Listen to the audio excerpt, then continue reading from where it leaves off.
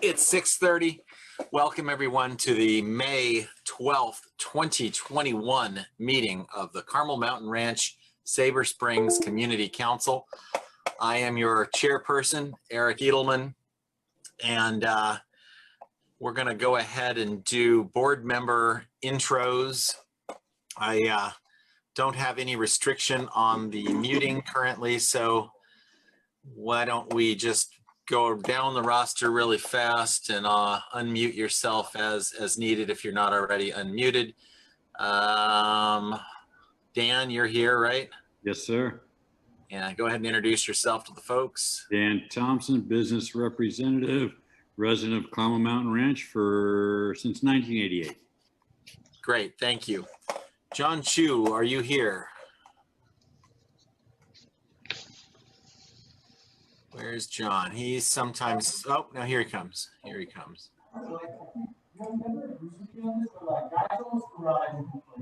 Somebody's got some background noise.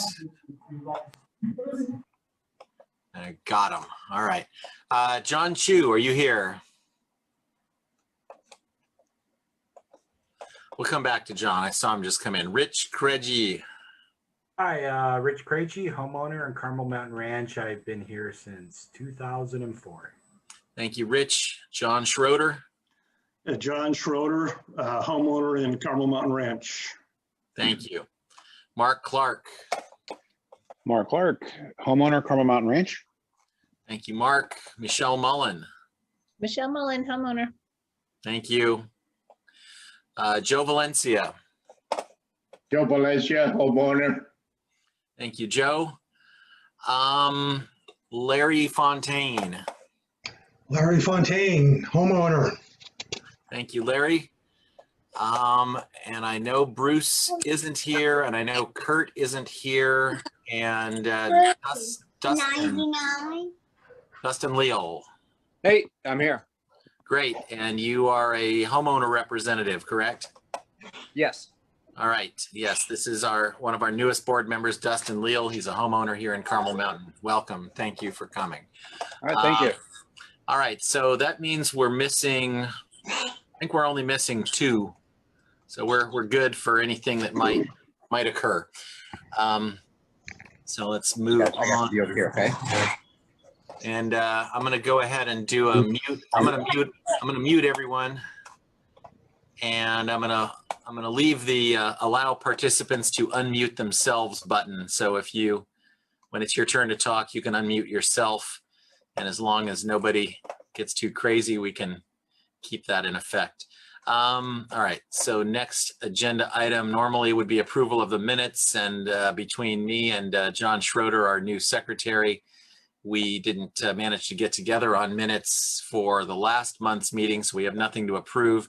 If anybody is interested in watching last month's meeting, I have a recording of it that is on YouTube, and I can send you a link. In the meantime, we'll get the minutes together, approve them next month, and then those will be on the city website as well.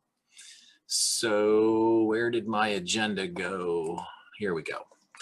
All right, so the first item on our agenda tonight is non-agenda public comment. Does anyone have anything they would like to add that is not on the agenda? We will be talking about the golf course later. We're going to be talking about Total Wine and More. So anything that's not one of those things, you can certainly make a statement at this point, or we can move on. Eric, excuse me. Do we need to approve the agenda? Oh, good point, John. Thank you. Yes. Does that mean you're moving to approve the agenda? Yes. Yeah, I'll make that motion. I second. Second. Who is the second? Rich. Rich. Okay. And let's just do it like this. Any objections? Any abstentions or no votes? Unanimous approval of tonight's agenda. We're getting things done. Thank you. Okay. Once again, non-agenda public comment. You can either speak up in the chat or unmute yourself and say who you are and that you have a non-agenda comment. Simon be a non-agenda person still regarding the potholes, also regarding additionally the sale of the land across the library over there at Highland Ranch Road and I'm sorry, World Trade Drive and Highland Ranch Road. Yeah, so that's Highland Ranch Road. It's coming up for sale. They're asking about 2 to 2.2. It's well, beside being next to the firehouse, is surrounded by children on 3 sides. So if you guys want to oppose some whatever that's going in there, we need to be proactive and get to it before they sell it to somebody that we don't want to be there. Thank you. Thank you, Simon. Okay, and Jack with our city council person's office will be here, and if you have a question about pothole issues, I'm sure he can address that. But in the meantime, Officer Julie Dratt, you're up next. I thought, yep, I see you here. Hi, good evening. Just a little updates on a few things. It's always good to, you know, regarding credit cards, we've had, I'll just put this Officer Dratt, you're breaking up. I'm not sure if that's me or if that's that way for everybody else. I don't know. Oh, there you are. No, there. Okay. There you are. Credit right. cards, I heard. Yeah, so it's better if you can pay with a credit card versus debit card. If you can go inside and pay versus at the pump. Also to always have alerts set up with, on your credit cards as well. So that way you can, you know, get a text notification or email, whichever is easiest for you. You can always set up, you know, fraud alerts with your credit card companies, etc. If for some reason you are a victim of that crime, just make sure to reach out to your credit card company immediately so that way they can, you know, put a stop on the credit card itself, etc. and get ahead of that. If they do require you to file a police report, do so within whichever city that it happened in. So just a few tips on that. And then if it's credit card fraud itself or internet crimes, I should say, not just credit card, but internet crimes, those can also be reported at a website that's called IC3.gov for internet crimes. So anyways, just a little update, and it's always good to, like I said, make sure you have the alerts, and I will go ahead and open up to questions. Any questions for Officer Dratt, San Diego Police Department? Yes, I'll pose a question to her. Does she know what's the surcharge for the merchants of credit card usage versus debit usage? You know, it's one thing that 1 in 1,000 or 1 million be a victim of a credit card theft, but once they use a credit card instead of a debit card, the merchant incurs a 3% surcharge. Does she know how much in millions? Probably more in San Diego would that cost? I'm sorry, what's that question for the police department? Well, the merchant. Go ahead, sorry. Simon. It's not really a question for the police department. She stated that, you know, for reasons of fraud, it's safer to use the credit card. Thank you for pointing out that the merchant incurs a charge on that. But it's not really a question for the police department. Anybody else have a question for Officer Dratt?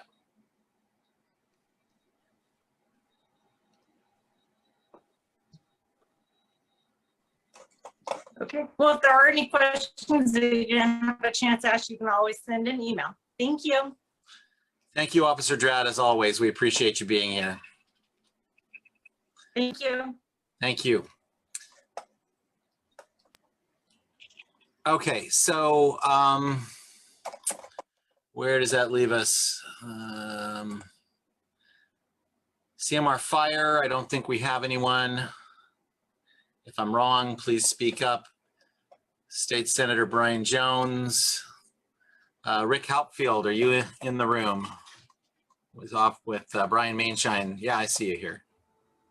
Rick with Brian Mainshine's office. Eric, can you hear me okay? Yes, we can. Thank you, Rick. Fantastic.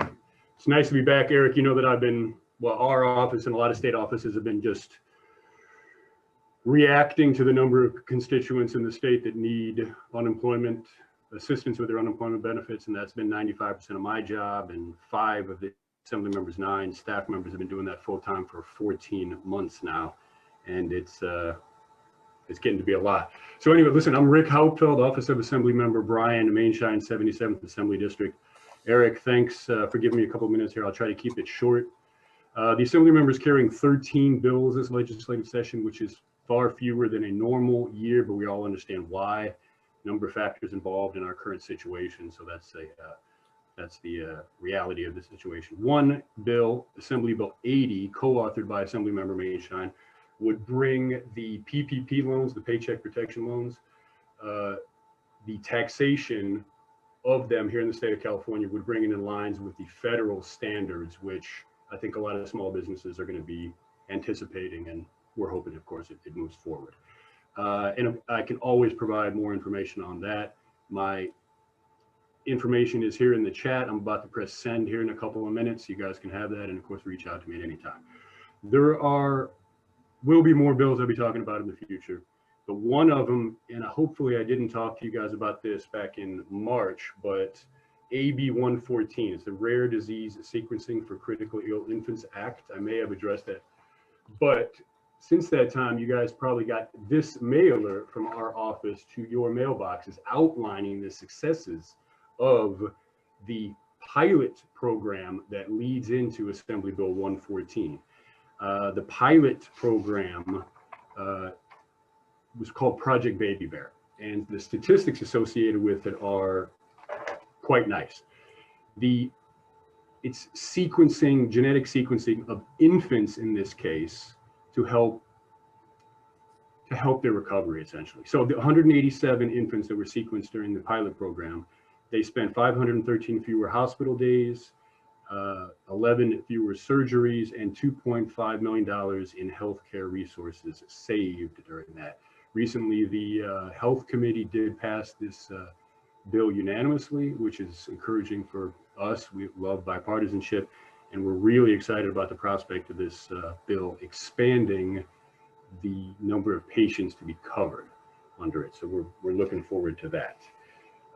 What else did I have for you guys? Like I mentioned, we're being very reactive right now, helping people with their unemployment benefits. We'd like to be more active out in the community, meeting with chairs of councils over coffee and stuff like that to discuss more local issues. But right now we're just inundated with what we have. So that's going to be about it for me. You guys know that we're a great resource. I've said it every single time I've sat in front of you, whether it's in person or via Zoom. I hope that you'll contact me regarding anything. It's not just EDD right now, it's DMV, it's vaccinations and openings, and you can imagine a lot of information comes through our office, and we're happy to share it with anybody. So Eric, that's going to be about it for me.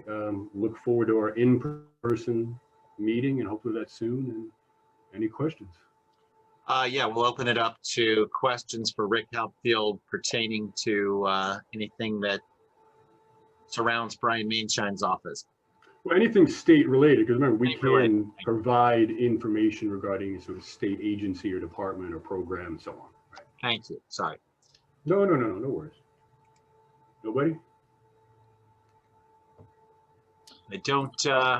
I'll take a couple of questions, or actually, I was asked the representative bring a couple of numbers from last session regarding the cost of this bill and how's he going to pay for it from the general funds. I do remember, Simon, right? I do remember your question from last time, and I wasn't quite. It's not a Simon, it's a citizen who's paying these taxes. But remember, this Project Baby Bear, which the pilot program ran during the course of 2020, and those numbers that I provided for you were for the pilot program. AB 114 is the expansion of that pilot program based on the success of it. And it's cost savings, healthcare cost savings of $2.5 million. So I'm happy to discuss more of the details with you offline, not here in front of everybody on the council. But yeah, I can, of course, provide more information. But the key piece of it is not only a children being better taken care of, but there's a cost savings component to it. So again, I will put my email down here in the chat, And please reach out to me that way or call our office, and that number is also in there. Eric, thanks again. And anybody else?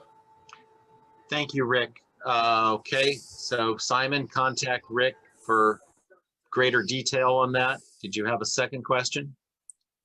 Actually, I did. I was wondering why is he willing to discuss cost savings versus the cost? I think he's just trying to save the board's time, Simon, because he's letting us know what Assembly Mainshine's office is up to, and he's offering himself as a resource for you and any other citizen that would like to discuss it in more detail, but the detail of that particular program is not necessarily pertinent to our business here tonight. So he's welcoming you to contact him offline and discuss that in as great a detail as you want to. And if you have an issue that you would like to bring to our attention in that regard, you can certainly do so in a non-agenda public comment next time. Eric, thank you for that. I appreciate it. Thank you, Rick. And thank you, Simon. Okay, so we appreciate your attendance as always, and say hello to Brian for us, and we will talk to you soon. Okay, do we have Tara Lawson-Reamer's office here yet? I think I'm here. The Oh. supervisor will be here in approximately 15 minutes, around 7 o'clock, but I still have a report if you all will take it. yes, certainly, Evelyn. We'll take your report, and then just make sure and ping me or put in the chat when the supervisor gets here, and we will come back and hear what she has to say at that time. Perfect. So go ahead, please. So hi everyone, good to see you all again. For those of you who I have not met, I'm Evelyn Andrade. I use she, her pronouns, and I'm a policy advisor for Supervisor Lawson-Reamer. Just a few updates for you all regarding COVID. Everyone 16 and up is now eligible. So please get vaccinated. Encourage your friends and families to get vaccinated. You no longer need an appointment. So, but if you want, you can still schedule an appointment at Vaccination Superstation SD. Want to update you all that FDA has approved the Pfizer vaccine to be administered to youth between ages 12 and 15. The county is still waiting on the CDC's advisory committee on best practices. And so as soon as that proposal is approved for the ages 12 to 15, we'll start administering that to the youth. Next week, Supervisor Lawson-Reamer is going to be taking action to ensure county programs are based on facts and data, which leads to better outcomes for our community. So she, along with Supervisor Fletcher, are proposing to launch a new Office of Evaluation, Performance, and Analytics to implement global best practices and make San Diego a leader in evidence-based policymaking. We'd love to have your support by calling in or submitting e-comments to that meeting next Tuesday, May 25th. We're also going to be hosting a virtual briefing for anyone who's interested in learning more about this policy program on Monday, May 25th at 5:30 p.m. I will put a link in the chat for you all to register. Also want to update you all on where we're at with sustainability. Last week, the supervisor took action to protect our environment and quality of life. She partnered with both Supervisor Fletcher and Vargas on new policies to champion sustainability in honor of Earth Day. So, you know, earlier this year, we passed proposals making San Diego the largest county in the US to commit to zero carbon.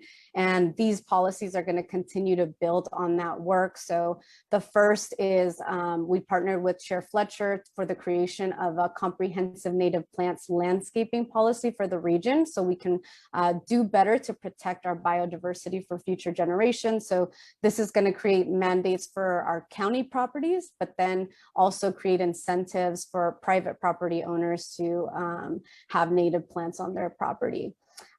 Also, with Chair Fletcher, we asked for an assessment of the county's organizational structure to ensure that the county is structured in a way that centers sustainability from top to bottom. And lastly, with Chair Vargas, we asked for every single department in the county to develop and implement a sustainability plan. I want to thank any of you who called in or submitted e-comments to support those proposals. I'm happy to report that all three passed unanimously. And lastly, last month, I think it was Simon who asked if we had an app that was similar to the City of San Diego's Get It Done app, and we do. So we have what's called the Tell Us Now app, where you can report non-emergency items to the county. So from things like potholes and fixing roads that need to be fixed, but also like pricing and scales, anything that anywhere you see overcharges at gas pumps or at grocery stores, issues with mosquitoes or code compliance issues.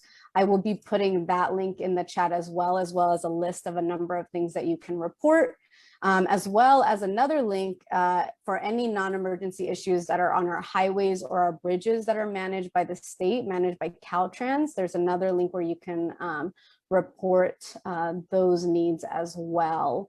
And so if you can please share that, Eric, with those who are not here, we'd love to make sure that that information is promoted, since I didn't know myself that that was an app available to folks. And the link that I'll be sharing includes a number of other apps that the county has. Tell Us Now is the first one listed, but please feel free to check out the other apps. As always, we have a lot more information to share what's going on, so please sign up for our email list if you haven't already. And then happy to take any questions, but yes, the supervisor will be here herself, and we'll take your questions as well. And you say it's 7, right? Yep. Okay, So I'm just next 10 minutes. mentally mapping this out here. Okay, Awesome, good, thank you.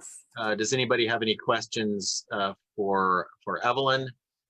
Keeping in mind that the supervisor herself will be here shortly and will, I assume, take a few questions. Good. Okay, going once, twice. We'll just. First of all, thank Evelyn for actually bringing partial answer.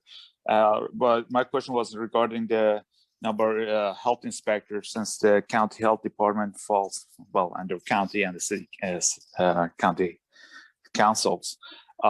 There was a rumor that there might be a decrease in fees for the restaurant in regards to the health department, and that might probably lead to less health inspectors, and also the regulating of the distance between the folks, especially in the high density areas. I went to a number of gatherings in PB and Ocean Beach and Oceanside, and there, when it comes to the health inspection and health regulations, is really poorly judged, especially after 6 o'clock, which the health inspectors no longer inspect any of these places that are normally open. So yes, great question. So Supervisor Desmond at the last meeting proposed to waive permits for our restaurants to kind of support our small businesses even more. The supervisor did have some concerns about that.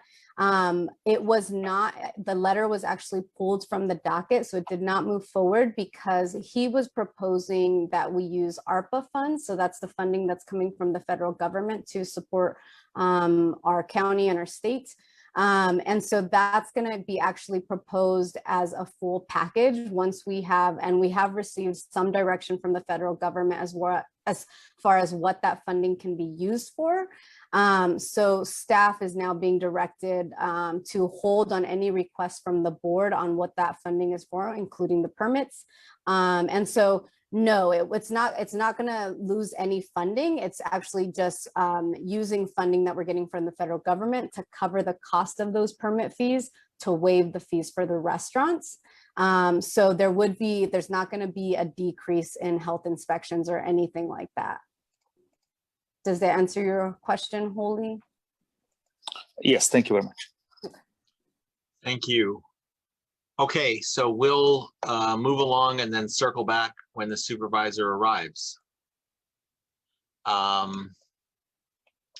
Okay, San Diego City Council District 5, Marnie von Wilpert's representative, Jack Hoprick.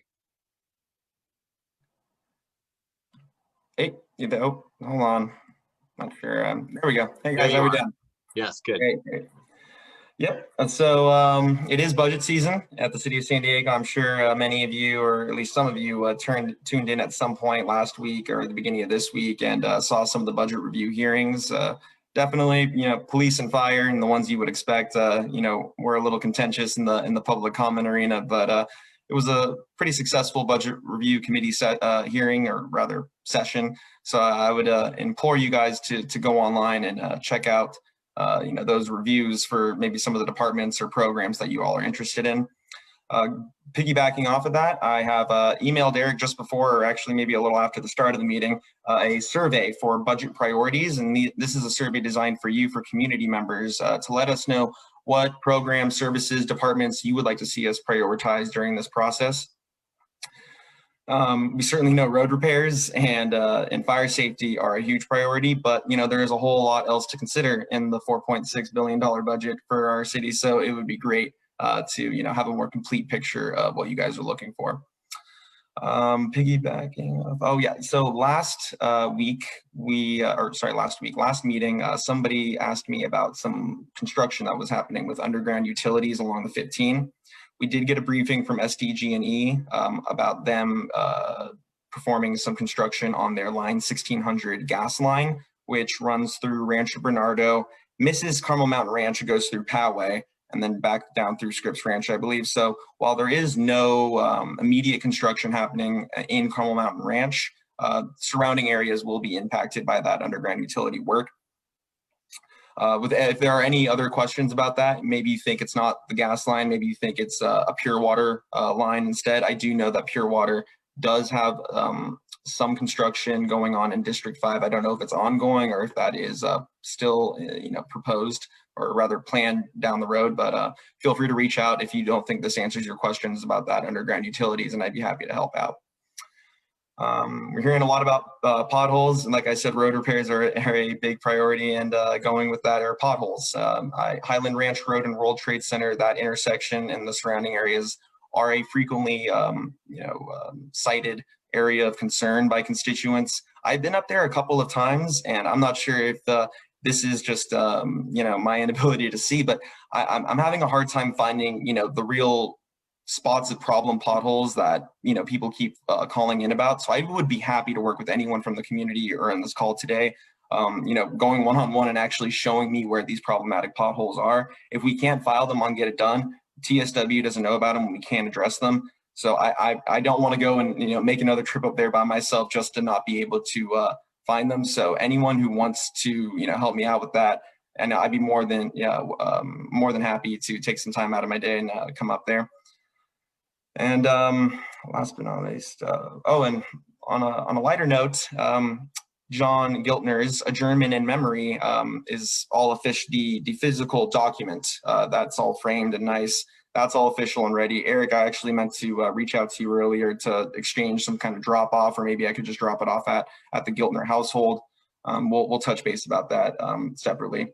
Thank you. And then lastly, the Planning Commission, I know this is across the freeway from you guys, but the Planning Commission voted on the Junipers project. I figured for those of you who didn't know, this is still relevant information. They did vote and gave unanimous approval to the Junipers project in its form. Now it's a much different project than what is being proposed by New Urban West. This is a 536 unit project on a much larger, flatter golf course. So there are various different things that the Planning Commission will be considering for the trails that are different than the Junipers, but that is some information that if you guys didn't hear, that is definitely useful. I would also implore you guys to go back and look at that Planning Commission meeting, because there's some good information in terms of how the planning commissioners are looking at these projects. That's all I have for you guys in terms of announcements, and I'd be happy to answer any questions at this point.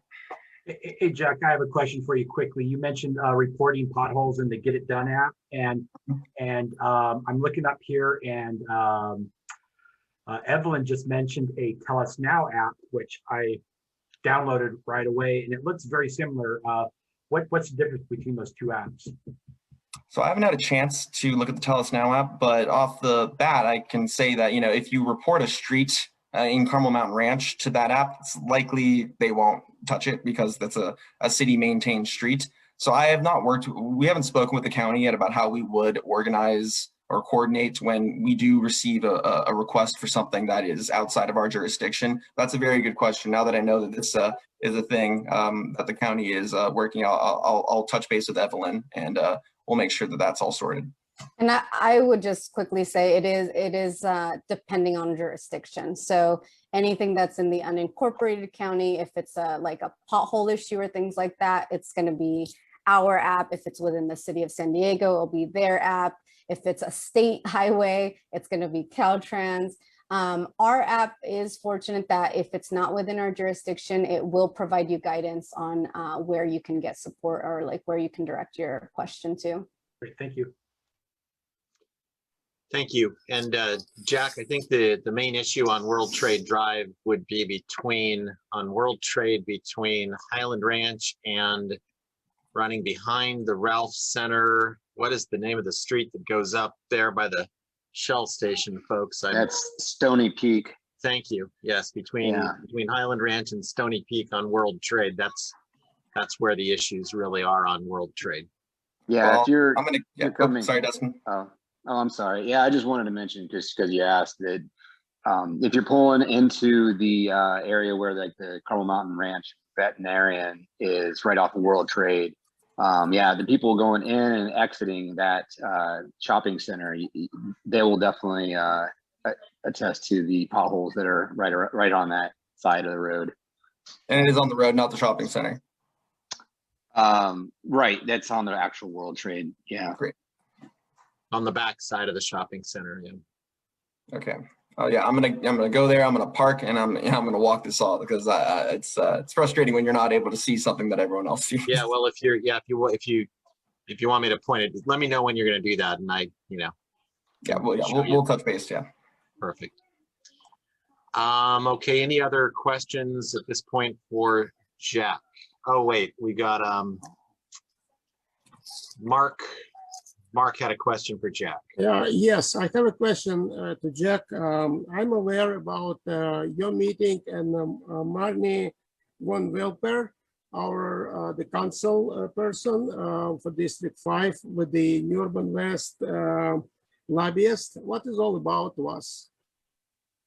Yes, we did meet with the lobbyists. Yes, we met with their public relations official, woman named Rachel Lang. She's been at these meetings for 360 Strategies. And then we've also met with Jonathan Frankel separately. And that's just we have a good idea of the projects. And, it's important to, anytime there's anything that we need to look at from the city council, it's important to look at it from all angles. Speak with the community members one-on-one with it, then also speak with the developer one-on-one, and then also hear you guys and see you guys speaking on it together. It helps us get a complete picture of it. We're very transparent about these meetings, and it's just standard protocol. Okay, thank you. Okay, thank you, Jack. Unless there's any other questions for Jack, we'll go ahead and move on to the mayor's office. Actually, I had a question regarding city power utility providers. Has there been any further news regarding that? The last time I checked, we were still, the RFP was still out for bid. I'm not sure if that closed sometime recently. I don't see Stephanie on today. The mayor's office is really spearheading that effort. What I can say is that the council member's position is for a 5-year plan or a 5-year term with SDG&E as opposed to a longer 20-year term. So that way we can revisit this in 5 years. And then if the city or another provider is in a position where they are ready to buy out SDG&E or make a competitive bid to SDG&E, or if municipalization is something that is feasible at that point, then we would like to explore that at that point. But as it stands right now, how we have been advised by city departments is that the 5-year option is the best choice if we are wanting to responsibly switch from SDG&E in the near future. And then in the case that San Diego SDG&E was to be the only bidder in this auction, is there any second chances to go back? Because if you get to be the monopoly in the open market, we're going to be in a pretty bad situation. So yes, this is actually the second round of bids that we have gone fishing for. All the big players have seen the bid. You know, well, you know, if they have any good, business development people, they've seen the bid. And SDG&E is still the lone bidder, according to the information I'm working with right now. Something could have changed in this bid process that I may not have heard of yet, but I do know that was the issue, that SDG&E was really the only company that was interested in this contract.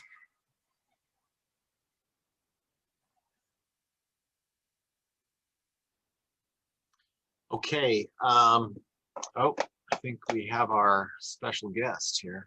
All right. Thank you. Thank you, Jack. Evelyn, I believe I saw the supervisor enter the room. Yep, there she is. Awesome. Hi. Okay. Hi. Nice. Hi, nice thank to- you so much for having me. You're welcome. It's nice to have you, Supervisor Lawson-Remer. I am Eric Edelman. I'm the chairperson here, and we welcome you. And we're gonna just go ahead and kind of, we're circling back to your spot on the agenda now. We kind of passed it with the intention of coming back. So please share whatever you've got to share with us tonight. Well, mostly I just wanted to come say hello. I know Evelyn's here, most meetings, but I wanted to also, take the chance to introduce myself to everyone who I haven't actually met. So hi, I'm Tara, supervisor for our district. And, honestly, this has been a really exciting few months, just sort of getting off the ground. You can kind of take a look at what our board has been doing. And I think we're really trying to dig in and, put the county on a better course. It's frankly been on autopilot, unfortunately, for quite a long time. And I think not delivering for our communities in the way that it should be. So I'll talk a little bit about some of the big initiatives I'm focused on. One of them is I'm working really hard on this evidence-based policymaking initiative to do a better job of bringing data to everything that we do across all aspects of the county's operations. It's so important that we're making sure our resources are making an impact and are being used as efficiently and effectively as possible to serve our community. And there's a lot of best practices that I'm trying to bring in from my time working with the World Bank and doing similar kinds of research on program impacts worldwide, which we're just a little behind here in San Diego in terms of using data analytics and actually measuring impact and outcomes. So one of our big initiatives is standing up a new office of evaluation, including a chief evaluation officer, to be able to bring more rigorous data analysis to all of our work. Looking at everything from our CalWorks programs, our CalFresh programs, our health programs, our Medi-Cal programs, our foster care programs, our land use programs. So that is something I'm really excited about. And if people are interested in that in particular, I'm always really interested in going and doing a deep dive. So we're going to be doing a training on what does it really mean to do evidence-based policymaking at San Diego County. So if folks are interested in that, please let Evelyn know. It'll be sometime in the next couple months, and we'll be doing a training for community members on that. So that's one of my big priorities, making sure that we're making the impact that we need to be making when we're doing work and spending taxpayer money in our community. So another big thing that I'm focused on is making sure that we're making investments in our local community parks, in some of the local important infrastructure needs that we have. So a couple things I want to mention. We're going to be doing making a big budget ask for investments in the Los Penasquitos Canyon trails and some trail maintenance there. And there's a big need for that. We're also making a big ask for investments in the Highway 101 because it basically parts of the bridge are falling down. And so that's obviously really, really bad for our sort of everyone who drives along that as part of their daily commute. So those are two of our big initiatives. We're also doing, looking at some investments in some local libraries. And so I'm sure Evelyn can go into more details, but that's another big area of prioritization for me. And then, I mean, honestly, there's been a lot of things, but another big thing is rental assistance, and making sure that we're doing everything we can to help landlords and tenants who've been impacted by COVID access rental assistance. We've made $107 million available for rental assistance for landlords and tenants. And so we're doing everything we can to help people get those applications processed in a timely way. We know that this is a pretty big urgent concern for a lot of people in our community, both on the renter side and also on the landlord side. So this is making sure that people have the assistance they need is a huge priority. We also have a small business grant stimulus program, which we're rolling out, and for businesses that are now trying to get back on their feet as COVID comes to an end, and certainly need have been really hard hit over the last year of the pandemic, and just making those resources available. So we have a small business portal that is launching, I think, next week. So for businesses to be able to get access to some help during these times. And I mean, honestly, it's been a really big whirlwind, trying to basically figure out what's the county been up to, and how to get, some things back on track, which I think, frankly, have been pretty off track for a really long time. But we're just diving in and doing the work, and I'm really interested in hearing from you all about what your priorities are. Great.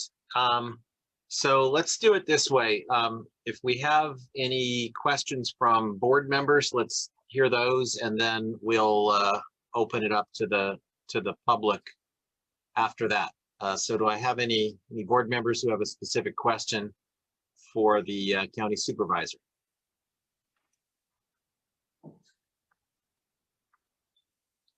Okay, I don't. Eric? Yes, there you go, Dan. I know ADU thing that are going on in the county, and I was talking with a contractor this morning regarding a client of theirs that was working on getting permits. And I was being told that just getting an appointment for a permit to do something like an ADU in a backyard, they're out until August to get a appointment just to get the permit. Do you know anything about this? So this is a big priority of mine of figuring out how we streamline. It's not streamlined yet. So this is on the long list of things we got to do, and I certainly intend to do before before too long, and definitely by next year. But we are doing right now a deep dive in like all the ways in which construction, particularly for affordable housing, is getting slowed down, and how we can streamline that. And my understanding is that there are long waits, and so that what we need to do is basically prioritize. So we would need to we need to staff up, hire more staff on the one hand, and then secondly, prioritize. So when we're looking at building affordable or attainable housing or ADUs, we need a mechanism to basically let those kinds of developments that are really important for our community kind of cut to the front of the line. So that's what I'm looking at doing. But my understanding is that from the best of what I've seen is that everyone's backed up. And so it's both a staffing issue as well as a prioritization issue. Okay, thank you. I mean, it's not a good situation, I think, is like the long and the short of it. Yeah, no, it's not a good, no, absolutely it's not. It's not a good situation. So, I mean, and that's what I mean. Like, I'll tell you guys, I think every time I open a cabinet or pick up a rock, there's some other big, massive problem that you sort of find in how the county's operating. And that's what I feel like we're just doing, is we're sort of like trying to even inventory all the ways in which everything's falling apart and what we need to fix. So I have a question, Eric. Mm-hmm. So with regard to, we have quite a few number of developments going around in this part of the county. And from what I understand, the city and the EARs don't look at in totality for like this regional area, for example, Poway, Rancho Bernardo, PQ, or, so this area, in terms of traffic on 5615 as well as fire evacuation. So the EIRs in the city don't really look at that on a per project type of basis. Where does that lie? Because I know that traffic is handled by SANDAG, and in terms of fire evacuation from like 1 in a 100 year type of event, where does that get reevaluated and what triggers that type of evaluation? Honestly, it's the city because so the way it works is if the development's in the city, that EIR sits with the city. If it's in like unincorporated areas, it sits with the county. So the answer to your question is if it's in the city of San Diego, it's the city, and if it's in the unincorporated area, it's the county's jurisdiction. So even if that involves SANDAG for doesn't matter. Okay. Doesn't matter. So SANDAG has nothing to do with that. What they have to do with is like the big long-term planning on how do we reduce traffic sort of like writ large. So do we need more transit, and where should we put the transit, and what kind of transit? Those are the things that SANDAG looks at. They don't look at individual developments. That's my point, right? So we've got all this new development going along the 56, and SANDAG, from my understanding, SANDAG looks at the long-term plan for 56 traffic. So at what point does that trigger a more recent reevaluation of all those projects and the traffic impacts caused by those projects? For example, creating additional lanes on the 56, which I don't think is planned until 2035. Well, so those are kind of two different questions. One is evaluating the project impacts. The other is evaluating the transit needs. So SANDAG is in the process of evaluating those transit needs, and that's actually dynamic. It's not like triggered at one point. They reassess in real time, basically every year. So they're always looking at how traffic patterns are changing and how development patterns are changing, and then reassessing transit priorities based on evolving development patterns. So it's different processes that run. They're pretty much completely in parallel, right? Like they don't talk to each other. There's the EIRs that evaluate the projects, and then there's the transit assessment needs that SANDAG runs. That's sort of on the top of that. Okay, thank you. Yeah, I'm interested in the regional type impacts that we are getting from the aggregate projects. Thank you. Mm-hmm. Okay, any other board member questions for the supervisor before we open it up to any questions from the public? I also forgot one initiative. So the other thing I wanted to mention is our work on the climate action plan, and just really digging in to try to get to one of the better we've been sued. The county's been sued 3 times for a climate action plan that was so bad it didn't even meet minimum state standards. And so now we're in the process of really digging in to create a regional sustainability plan that tackles climate head on, and tries to put forward a gold standard climate action plan that can lay the pathway for green jobs and a just and green transition in San Diego, because we know this is where we're going federally, and we want to be well positioned to sort of be at the leading edge of that here in San Diego County. And so that's something I'm very excited about. Great, thank you very much. Okay, any other board member questions before we? All right, good. Let's any member of the public in attendance, if you have a question for our county supervisor, please unmute yourself and introduce yourself and ask your question. Hi, I'm Simon. Sorry to bother you, and thanks for coming to our meeting. I have a question. Since we have so much money or so much surplus that we're spending on it for so many plans and proposals, how about giving a tax break to owner-occupied properties to maybe limit the future real estate fluctuation and the possible bubble? Because I mean, $70,000 tax break on a property taxes isn't that much. It's only about $700, $800. So since we have so much surplus, how about giving it back to the taxpayers? Thank you. It's a great question. So a couple things. So first of all, we actually don't have much surplus because most of it got spent on COVID response. So the big public health response over the last year. I mean, frankly, before I took office, but So I wasn't involved in those decisions, but I think they were probably the right ones. That obviously we really needed to do everything we could to, make sure people got their vaccines and, contact tracing and all that. So most of that has been spent. So that being said, sort of bigger picture, your question about a tax break. So the county is not actually able. We're not the ones who do property taxes, so we're not able to do that. So that's actually happens at the state.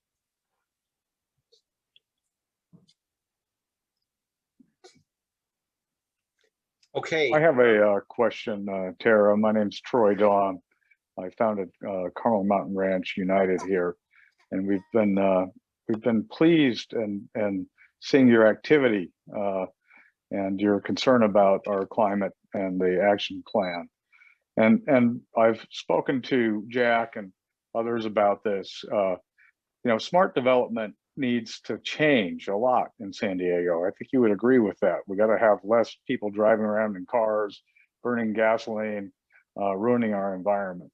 And to accomplish that objective, we're in a world that's changing dramatically. COVID is one of the big drivers of lots of open commercial real estate, and I think probably we'll see more and more of that as people do more Zoom meetings, and there'll be less need for office space. And also the retail centers where we're seeing vast amount of vacancies. And we've been proponents of really trying to help build affordable housing. We believe in affordable housing. We're not anti-housing here in Carmel Mountain Ranch. In fact, we're quite in favor of affordable housing. And I look at the retail center and I say, why couldn't we put 3 or 4 stories on top of the retail centers? There's a lot of those buildings in Carmel Mountain. You could build there likely without parking. You could have, certainly minimal parking because people could go walk to their jobs. They could walk to their shopping, the restaurants, etc. And it would be a lovely place to live. And yet what we continue to see from the LA developers, they come in, they see an open piece of ground and they want to put 1,200 houses on there and dramatically increase the amount of traffic and daily transportation. And this particular project is unmitigatable. And I know that you're a county, but building smart is what you're talking about with sustainability. Sorry, when do I get to vote for you? Thank you, Tara. I appreciate sign me that. up. No, I'm totally serious. I mean, I think you just said my whole spiel. Completely agree. And I do think one of the challenges, what you just described, is that some of the best places to build and that we need to be building are in city zoning and not under the county's purview. So I'm interested in doing everything we can at the county level to encourage exactly what you just described. But we're a little stuck at the county because we're only in the position of being able to say no to the bad stuff. But we're not really in a position of being able to say yes to the good stuff because we don't run the county. I mean, we don't run the city.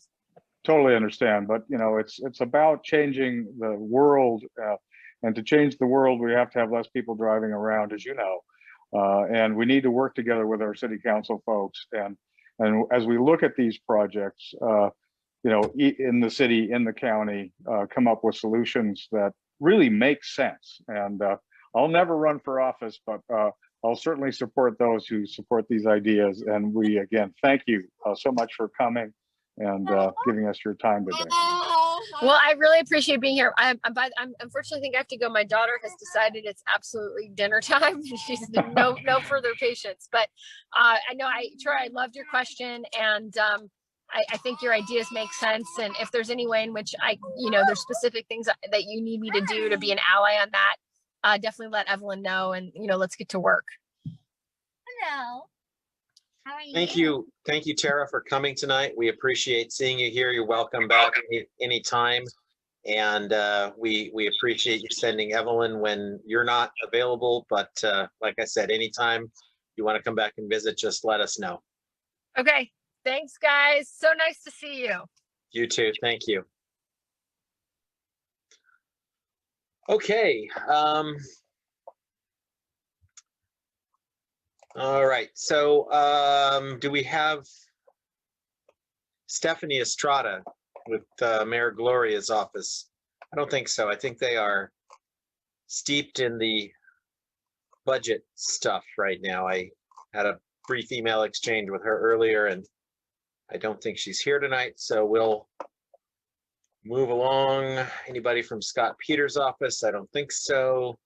All right, so that brings us to Steve Rawlings, Total Wine and More. I saw you here at the beginning. I know you've been waiting patiently, Steve. Go ahead and introduce yourself and let me know if you need to share anything on the screen, and we'll let you take it away. Good evening, everybody. Can everybody hear me okay? Yes, I think we can. Yes. Okay, terrific. Thank you. My name is Steve Rawlings, and I am a consultant to Total Wine and More stores. I'm here this evening, very excited to announce that they are bringing their first 2 stores to San Diego County, hopefully this fall. They are planning on opening a store down in Mission Valley, as well as here in Carmel Mountain, and that's what I'm here to talk to you about this evening. For those of you that are not aware of who Total Wine and More is, they have about 215 stores nationwide. They have 23 stores here in the state of California. The nearest ones to San Diego County would be where I live, which is in Temecula, and then also in the greater Mission Viejo area. I do have a little, Eric, just a small little PDF that I'd like to show just to familiarize everybody with that. So if I could share my screen. Yeah, I made you a co-host, so you should be able to. And of course, this always happens. Now I can't find it. Where did it go? Sorry, hanging in there. Oh, I know the feeling. Oh, where did it go now? Oh, there it is. Okay, I'm sorry. No problem. Yes, now, is that sharing? It says you have, yep, there you go. Okay. Total Wine and More is one of the leading sellers of wine in the United States. They're very proud to say that they carry over 8,000 different wines, which is the largest inventory of any retailer in the United States. They're a destination location for people that are discerning with the type of wine that they're purchasing or that specialty liquor. This is the place that they go to. Their stores are typically around the 20 to 25,000 square feet in space. Inside the facility, they have a tasting classroom. It's actually a wine education center. So people do sign up for this. They sell out very, very quickly. So for example, they might have a Wednesday evening course, and it might be on French wines from Burgundy. And they bring in a sommelier who will tell them and educate you on wines. And they have these just about every week, and they're very, very popular. Also, in addition, they also do have some tasting areas on the floor.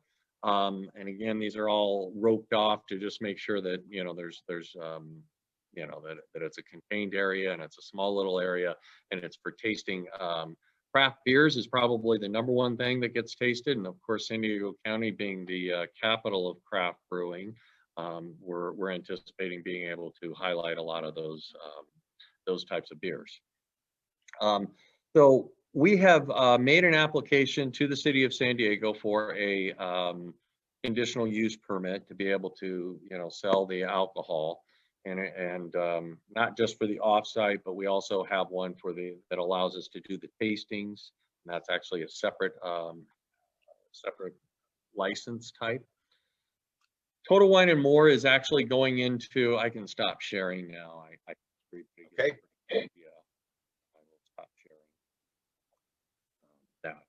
Wine and More is going into the Carmel Mountain Plaza, and They are taking over the space that was occupied by Saks off Fifth, I believe was the name of it. They're actually leasing the entire space, which is 40,000 square feet, but they will only be occupying 28,000 square feet. The other 10,000 will be marketed to some other retailer at a later date there. Total Wine & More, they actually employ over 50 full-time employees at each location, and they do offer full benefits. Most of our employees will come from about a 5 or 10 mile radius. In addition to that, they're a very, very large sales tax generator. This is not an operation that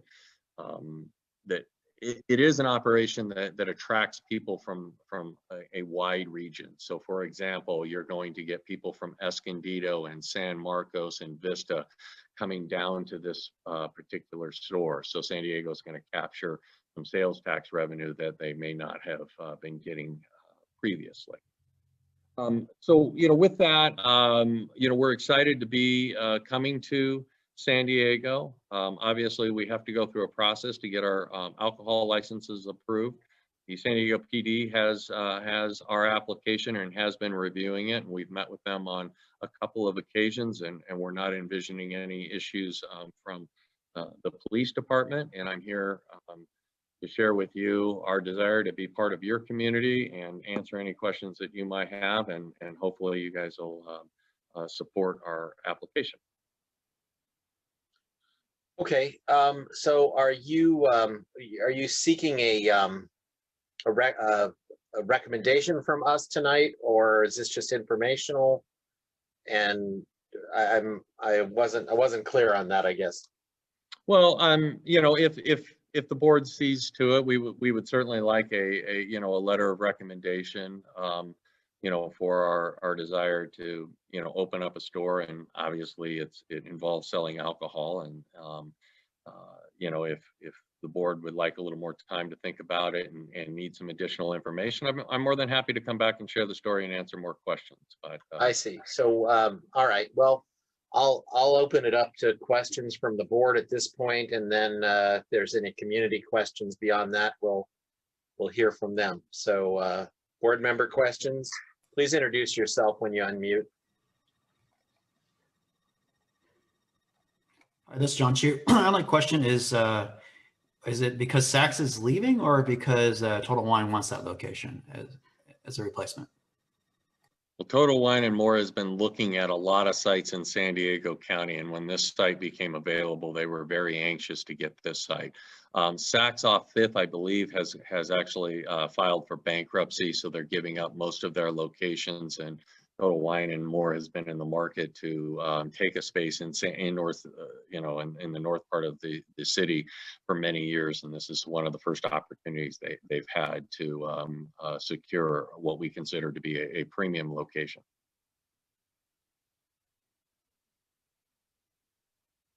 Thank you. Other questions?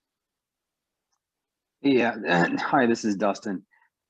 Yeah, I don't really know that much about like the process that you have to go through to get these permits, and I'm just kind of curious, since you consult for Total Wine, maybe you can kind of speak to like what other types of issues come up. I mean, I'm assuming that the reason why you don't, maybe not forced to come to the community, but coming to the community out of concerns for introducing an additional, or liquor stores, maybe community members have issues with that. I'm just kind of curious, what kind of issues have you seen with other communities? As I'd be kind of curious to kind of hear from, I guess, more community members,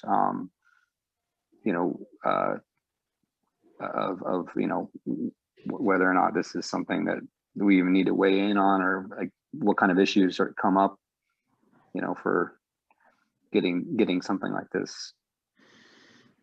Certainly, and I can speak to some of that. I've been consulting with Total Wine & More for a number of years now, and I've helped them get the licenses and permits for most of their locations in the state of California. You know, in San Diego, like on many communities, if you want to sell alcohol for off-site consumption, many communities do have a conditional permit process. That allows the community to have some input. It also allows the local policing authority to take a look to see the operation a little closer and write conditions of approval that would help ameliorate, you know, any kind of public safety concerns.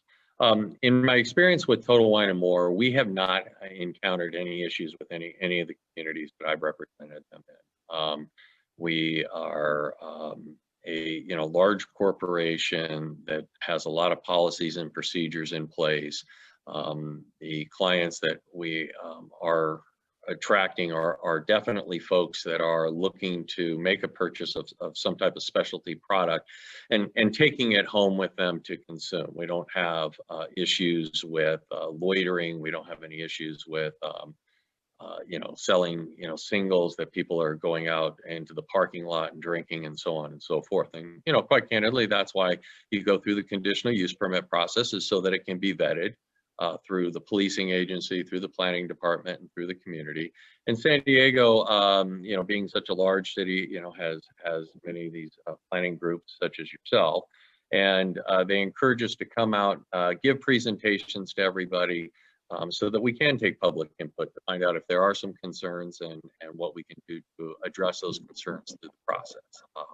But thus far, we have not had any issues in any of the communities that we've opened up stores in. Yeah, thank you. Thank you. So you may have addressed this in your presentation, and I'm sorry if I missed it. This is beer, wine, and liquor, or no liquor? No, it is beer, wine, and distilled spirits. Okay. We do sell, lots of, scotch and bourbon and those types of products, and we carry very, very hard to find products. A lot of craft. The craft industry for both beer as well as distilled spirits is enormous, and we're proud to say that we're one of the leaders in carrying those products. So are you and Bevmo are competitors then? That is correct. We'd like to think that we have a much better selection. Gotcha. Okay, any other board member input or questions? Just slight input. I personally would welcome another spot to find a bottle of Blanton's that I can never find. So I would definitely visit the store, but the only negative thing I can think of is in CMR. One of the places that really attracted me to come here was all of this, the variety of stores that we had here. It perfectly seemed to cover one of everything, as I like to say, and seeing that we already have a very large liquor store, this would be a second one. But I mean, I don't know if that's a negative enough to not have another wine and spirit store. This one definitely seems to be kind of a step above Bevmo. I mean, apologies if anyone here is associated with Bevmo. Any other board member comments or questions? I think it's good that they're coming to us. I mean, a lot of times they could just bypass us completely and just go directly to the city. So yeah, we definitely appreciate that. I mean, most of what occurs in the shopping centers we never hear about. We're not consulted, and it just sort of happens. And I don't believe that any of the commercial enterprises are required to come before us. I know Bevmo just showed up one day and we never heard about it. So yeah, we definitely appreciate you taking input from us. Any other board member questions before we do? I see Larry unmuted. Larry, do you have a question? Yeah, I do, Steve. You said that you were only going to use a portion of the Saks building. Do you have any ideas or any control over what's going to happen to the rest of the We will be no, at this time we haven't identified a tenant. We've gone ahead and leased the entire space, and then we are dividing it. We're taking over 28,000 square feet, so there will be 12,000 square feet left, And we will be looking for another complementary retailer, not obviously in the alcohol business, but whether it be a clothing store or some other type of retailer, we will be looking to market that space. But as we valued the location so much that, we decided to go ahead and lease the entire building, even though we're not going to use a portion of it, but it will be later leased to another user that will do tenant improvements and open up. Okay, thank you. Appreciate that. Other comments or questions before we open it up to the public? Okay, members of the public, if you have a comment or question about this, feel free to unmute and introduce yourself and fire away.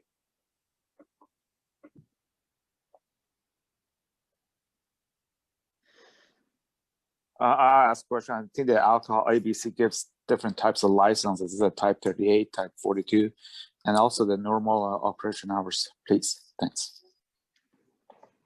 In this particular location, we've applied for a type 21 license, which is a off-sale license for beer, wine, and distilled spirits. We've also applied for a type 42 license, which is what we would allow us to operate our tasting operations. The tasting operations are limited to a very finite location in the store.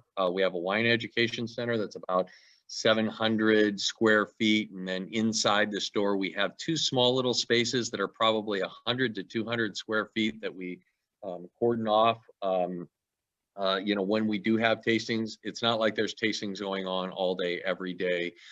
It's typically on Saturdays and Sundays that will be offering samples of alcohol.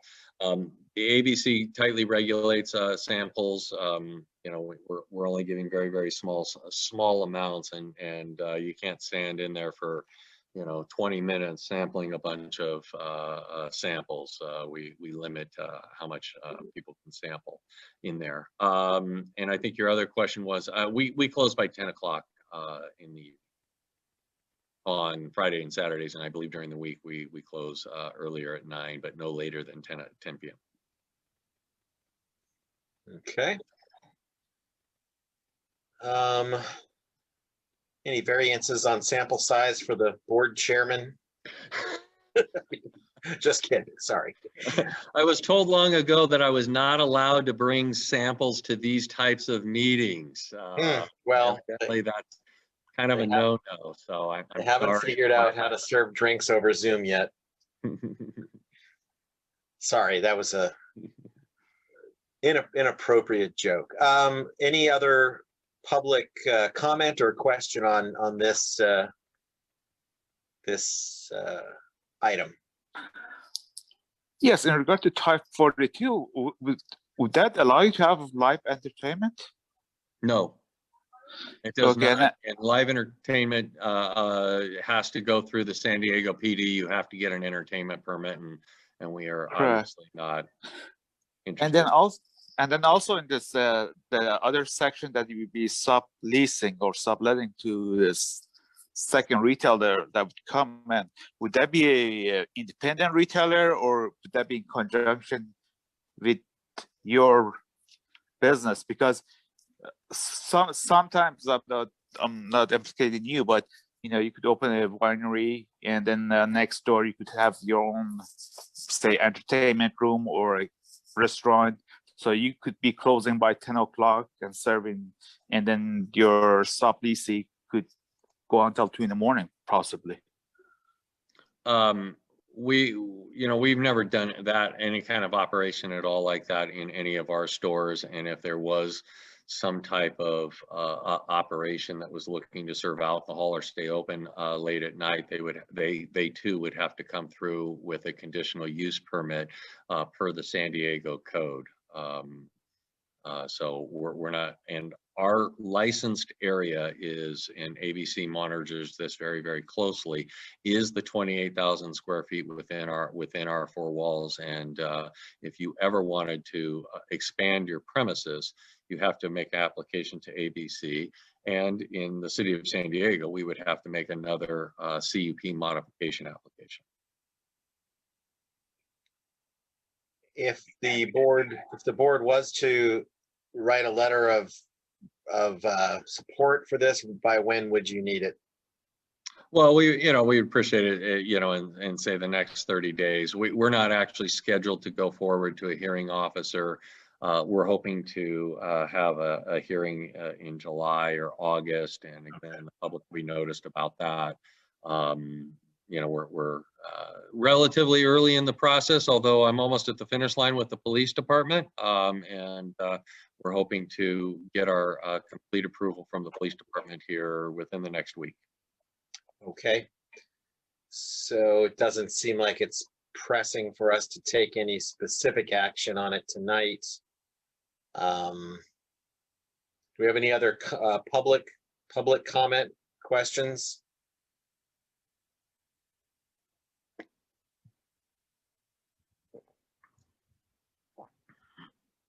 Yeah, well, it doesn't seem like you're meeting much of any resistance from us. It looks like a nice store, and we certainly appreciate keeping our retail spaces vibrant.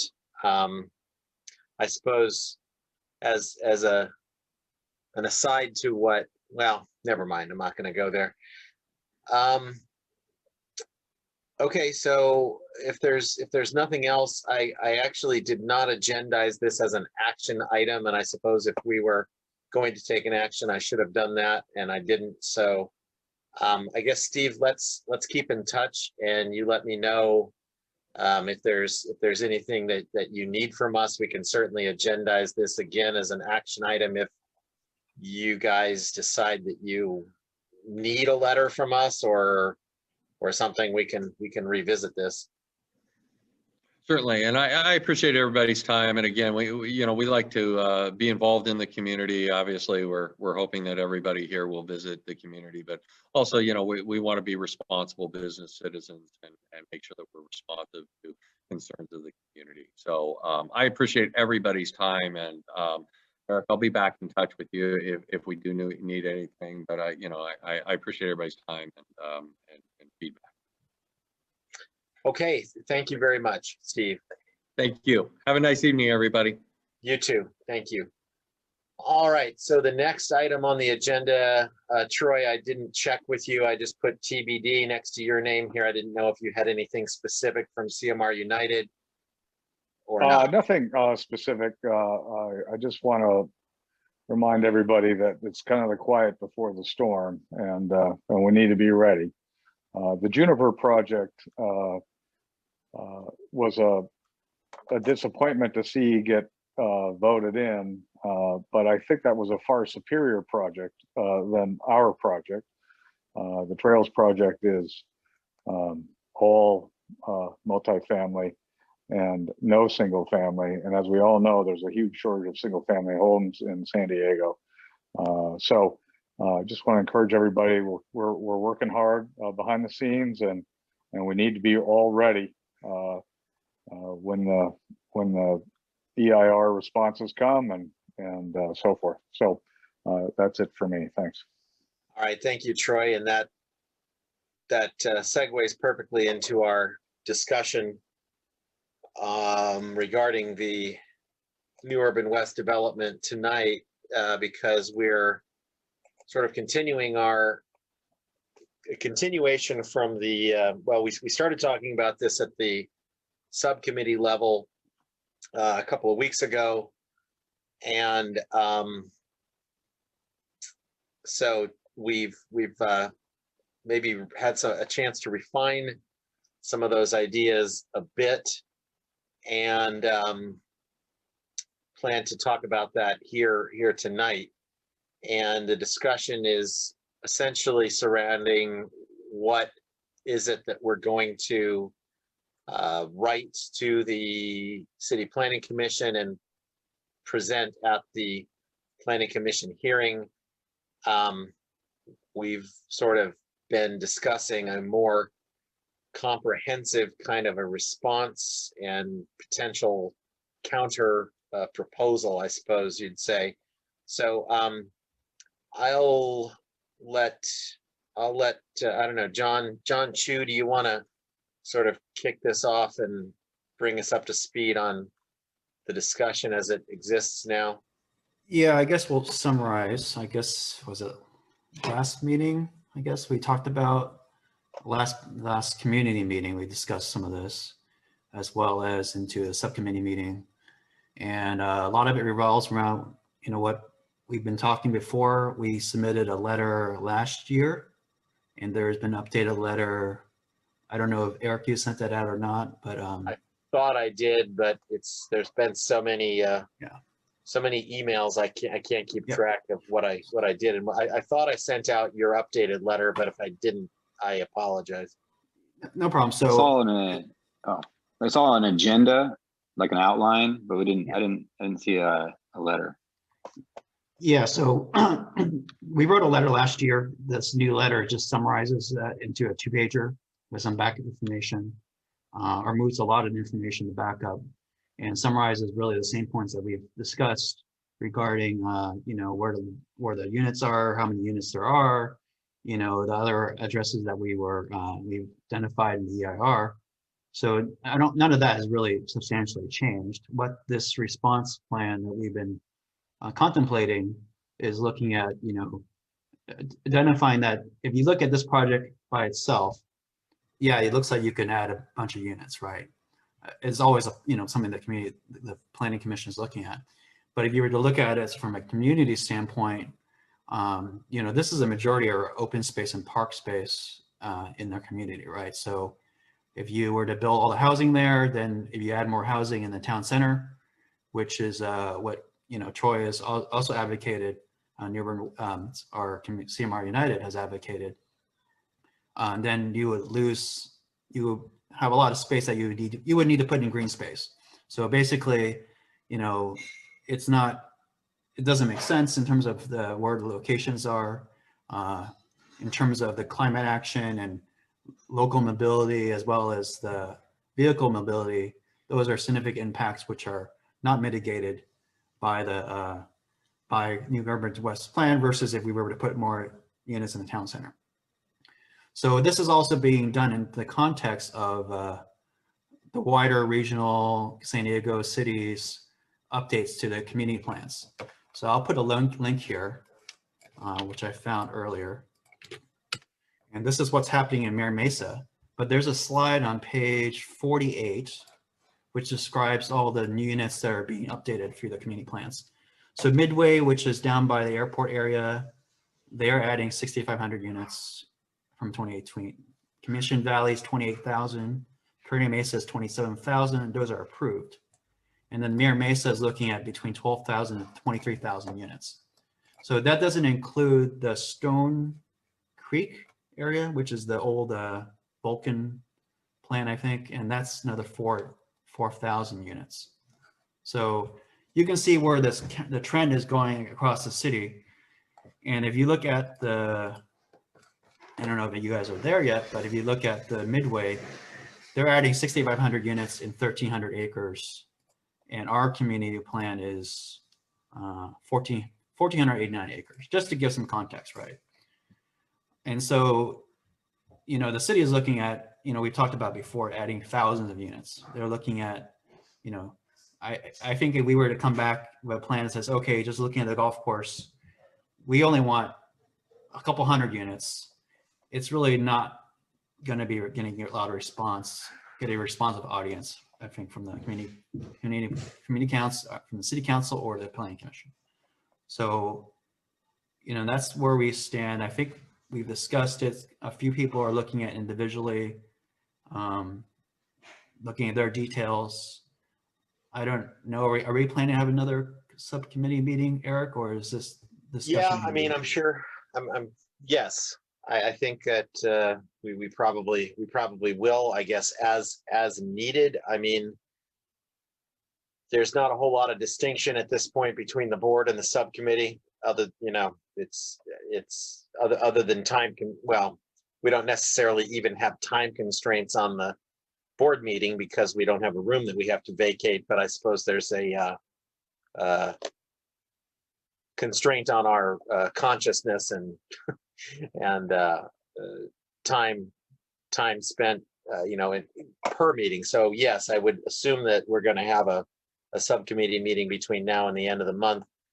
And essentially, I mean, the letter that we wrote in July of 2020, our position letter that was submitted to the city, received absolutely no response from the city, primarily because they're not looking for that from us at that time, although we felt it was important to put it on record. And similarly here, the city isn't really looking for an alternate proposal from us. They're looking for us. They're looking for a recommendation on the project, which you could argue this is somewhat of it's a recommendation / alternate.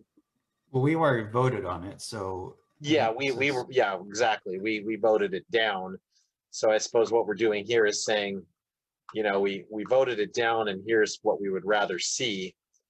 And really the only sort of sticking point, I guess, was the number of units that we're willing to put forward and say, we're okay with this number of units.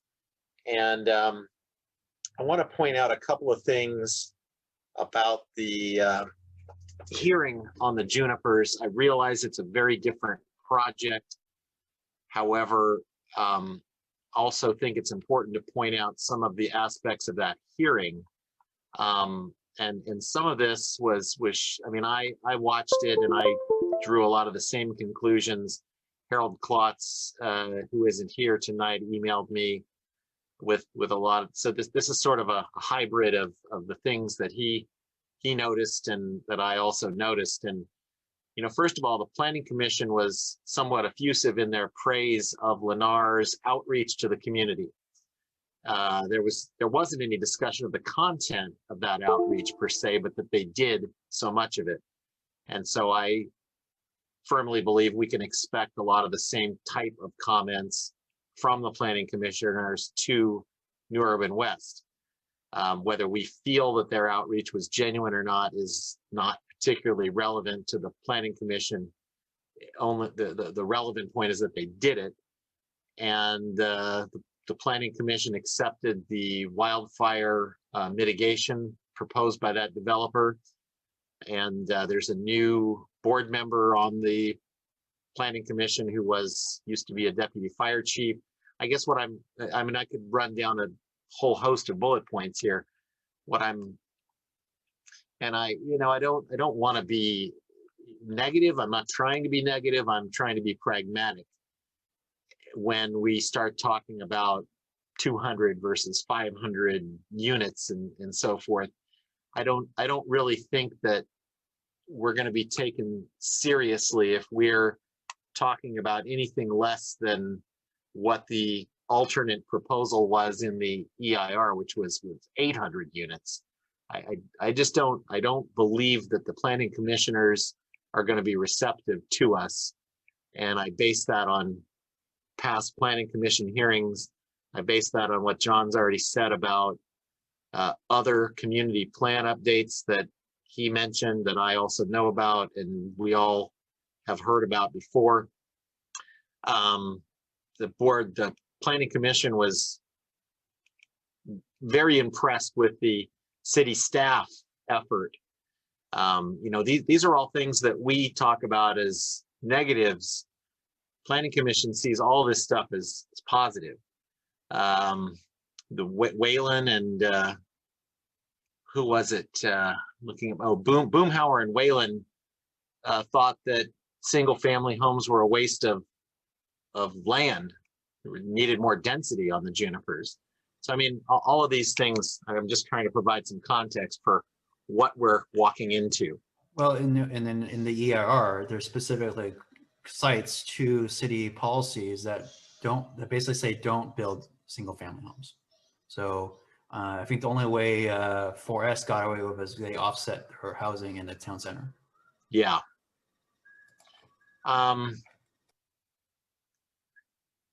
Then the other issue that we've talked a lot about is asking them to consider all of the concurrent development that's going on in the area. And I believe there was a caller who called in with that concern. And it was it Whalen?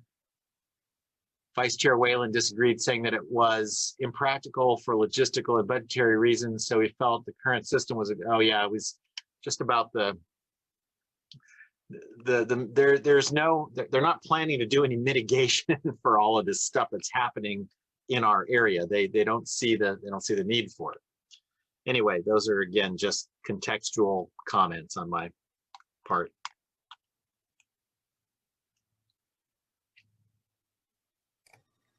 So I think where we are is we have an outline. We have some ideas what we want to propose. The subcommittee is going that in more detail. I think the last discussion was that different parties are looking at it individually, and then the next time we will come back, I think we would address comments and concerns or discussion topics. We're also waiting for the final ER to see some of that, but we don't necessarily want to wait for that. I don't think it's going to substantially change their plan. They might have to do some more mitigation and such and so forth, but it doesn't sound like they're going to circulate another draft at this point. The word on the word on the street is the comment response is taking a long time, not because, and we all did a ton of work on it, so I don't want to diminish any of that work in any sense. I mean, we were all involved in it, but the word on the street is just that the city is very busy, and that's why it's taking so long, not necessarily because we submitted such phenomenal comments that they're all scratching their heads as to how to respond. In response to Simon's question, I think I don't know the percentage on the junipers of rental to owned, but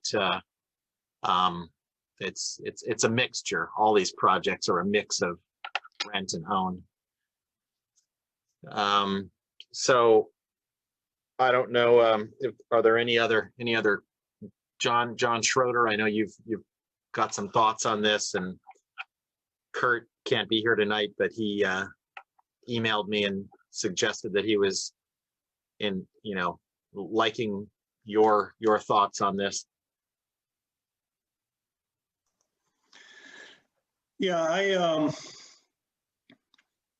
I guess my hope is that, if this goes to the Planning Commission with 1,200 units, that my hope is they're going to just vote it down and, say no.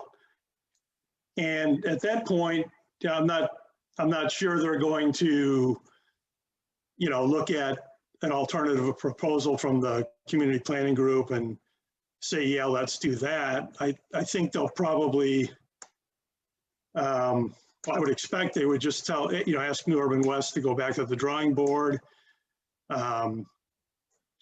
engage with the community, more than they did.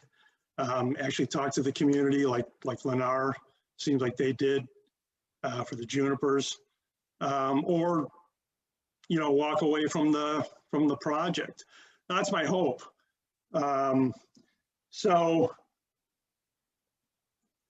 I don't think that what we propose is actually going to be done, but it seems to me that our proposal is to say to the decision makers that, we're not NIMBYs up here. We're not saying no to everything.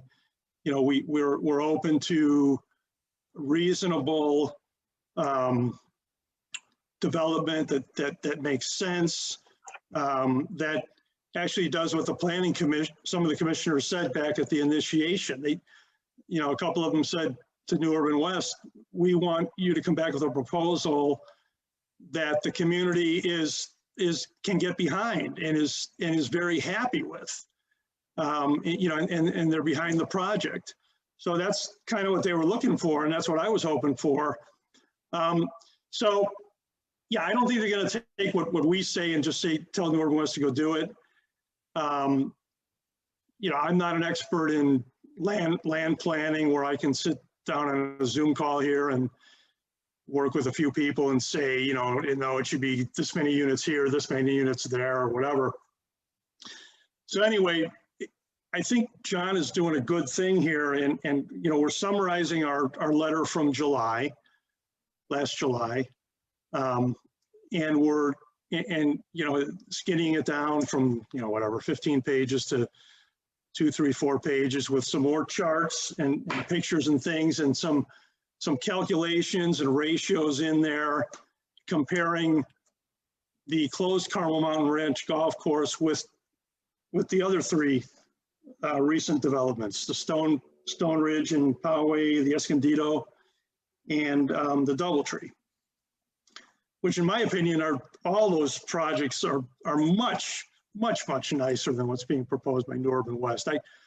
My wife and I took a drive up to the Escondido golf course a couple of weeks ago, and they actually have cul-de-sacs and little streets in there, and they're selling them. They're for sale homes. So what I'm getting to here is, I don't know what the number is. John did some rough calculations a few weeks ago, and he wasn't advocating any number, but the number through his ratios and things came out to like 536 or something like that. Our letter from last July said 2 to 250. I prefer to be, more toward what we proposed in July, because our golf course holes are not contiguous, they're not side by side like the Doubletree or the other 2 courses for that matter. So, if you run, I don't know if we're going to look at any numbers tonight, but if you do the ratios a little differently and kind of make a proposal that looks at with a density a little more like Stonebridge or Stone Ridge or something like that, a little lower on the below average density of the other 3 comparable golf course projects.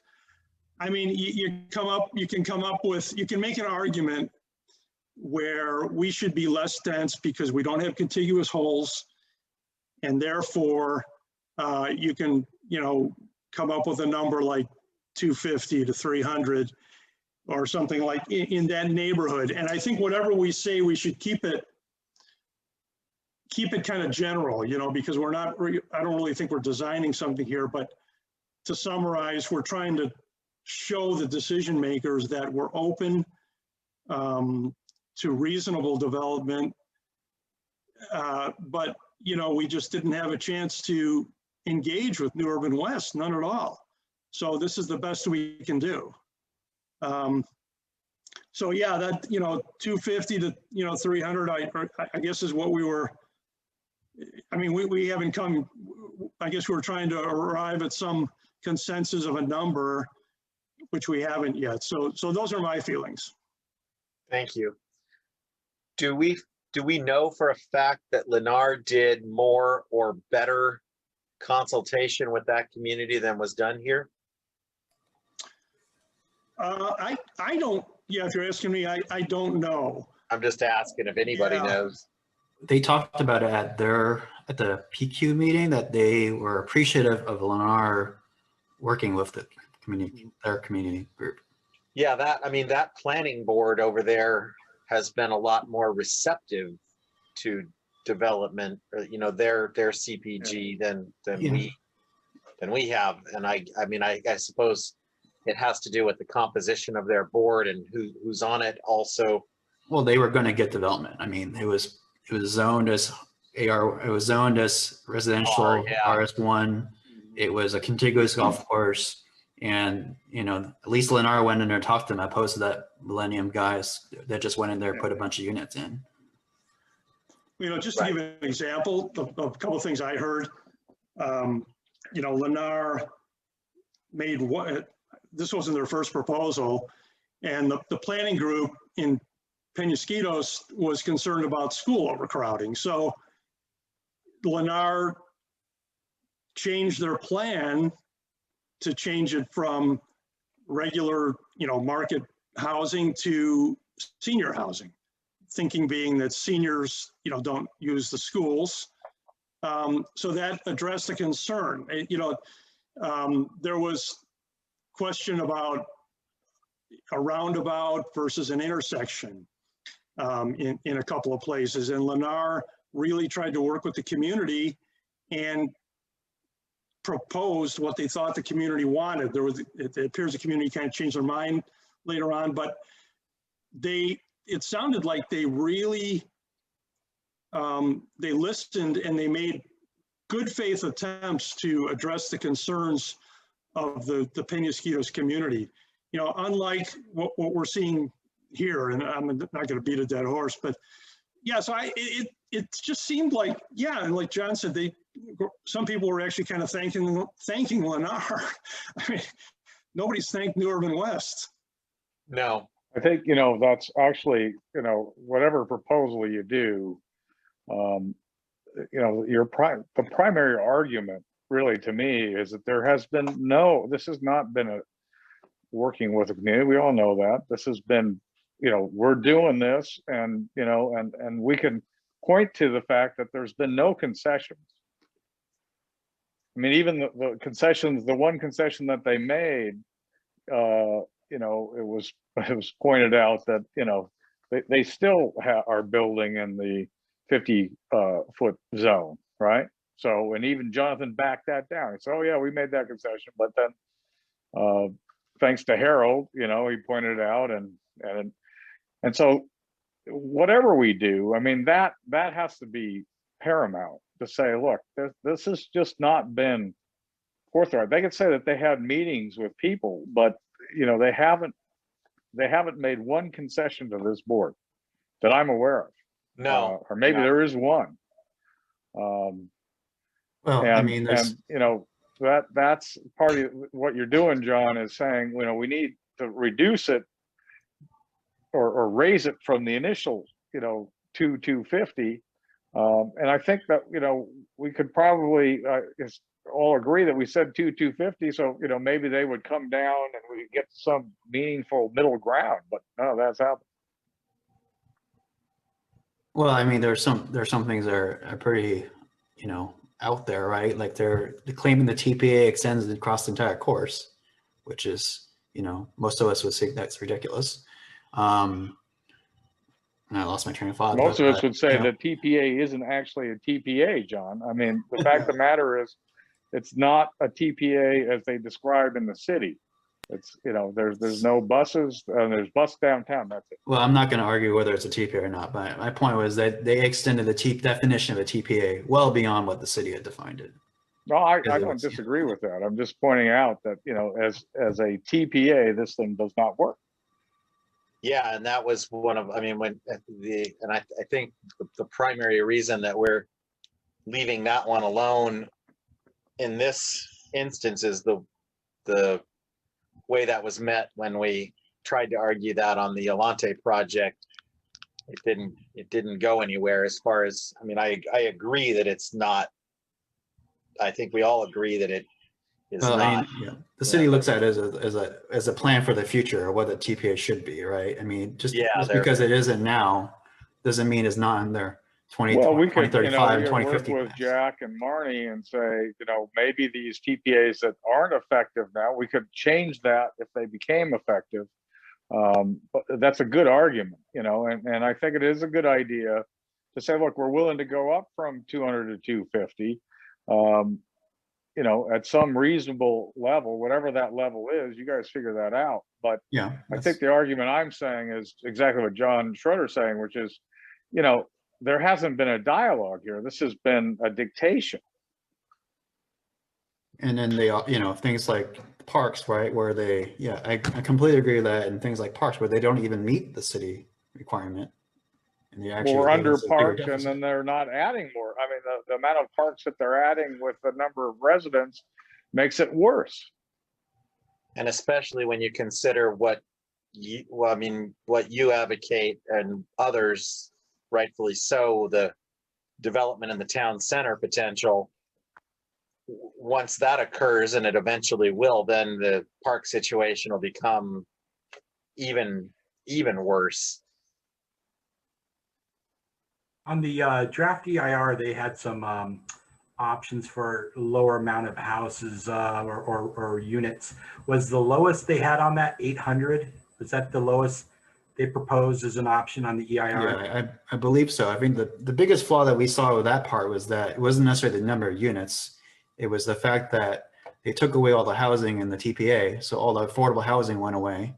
So when they would go to the city council or planning commission, they would say, oh, we looked at that, but then there wouldn't be any affordable housing or any use of the TPA. See, So, what I was thinking on that is, John, looking at your chart that you made of density, even at the lower density that they proposed, it is still more dense than any of the other projects, even at their lowest.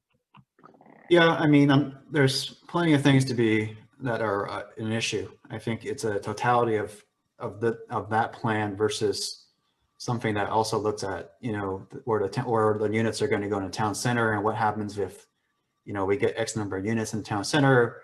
How does it all play out, as well as things they didn't look at. And if you look at the project objectives for the EIR, it didn't include things like climate action, as well as like local well, not mobility, but like impacts to transit to local.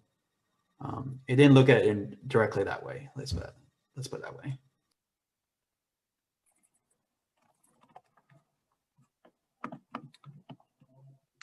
I don't understand how the city can have a climate action plan and at the same time advocate for more density and more infill.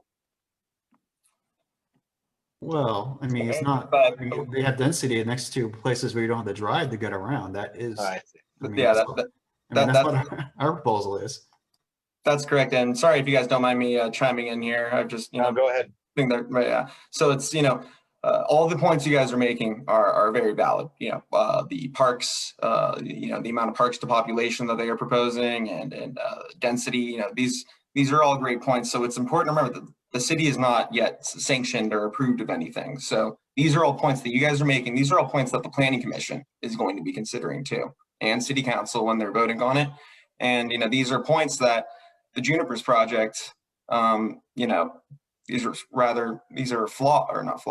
weak areas in this proposal that the Junipers project was stronger in. So those are important things to keep in mind here. So, it's going to be important to, keep these things, in mind, listed and, memorialized somewhere so that, you guys, the community, are making the strongest argument you can make for your position to the planning commission and city council. So Jack, do you think, preparing a response that John Chu's been working on with the committee is a relevant and smart thing to do at this stage? Pointing out that there's been a lack of dialogue, pointing out that, we did propose 200 to 250, we're willing to go up, proposing a lot of things that I've talked to you about, which I reiterated tonight with our supervisor, that there are better places to build, smarter ways to do this. I mean, it doesn't hurt to memorialize that, does it? No, absolutely not. And I think, putting forth those, alternative proposals. I know the one we saw where we looked over, I don't know if it was 1 or 2 meetings ago, but it was a higher unit count, but then it was shifting most of the units into the town center. I think proposals like that are good because it makes the planning commission think, makes city council think. Having housing in these areas where there's, commercial, potentially, a lot of commercial space, accomplishes the goals that the city wants with infill projects. You're putting people close to the transit, close to the shopping, reducing the need for cars on the road. So absolutely, I think putting forth those proposals in addition to lower density proposals and pointing out the fact that comparable projects in the area, Escondido and Penasquito, I mean, I forget, I think Rich made the point earlier that the Junipers is the next highest density in terms of a comparable project in the area, and it's 536 units, which is less than half of what they're proposing on the Carmel Mountain Ranch. And some would say an easier place to build in the Junipers. So these are all incredible points that that no one was able to make about the Junipers during their planning commission hearing and during these this oversight period that we're seeing going to be going into with the trails project. So that's about as much as I feel comfortable saying, given the nature of our position. But yeah, I just, felt like I should chime in because you guys, what you're saying here, it's important. Thank you. Well, great job, you guys on the committee. And yeah, I mean, there you have it. It makes sense to get something memorialized and get it into the city as soon as possible. And it doesn't have to be perfect, but something done is 100% better than things that are being talked about. Yeah, and we definitely plan. We're gonna get this done for sure. It's just a matter of what we're willing to say. I mean, really, the only outstanding kind of question in our position is the number that we're willing to say, and it doesn't really matter to me whether it's 200 or 500 or whatever. I think the comment that you made last time at the subcommittee, John, about the area that is within the half mile of the TPA is, we kind of have to, I hate to say it, but we kind of have to almost write that off in terms of what we can fight, but the rest of it is fair game. I guess at this point, I think it's a fair question to ask, is there anyone on the board that is opposed to what we're doing? Because I think, yeah, that's a good question.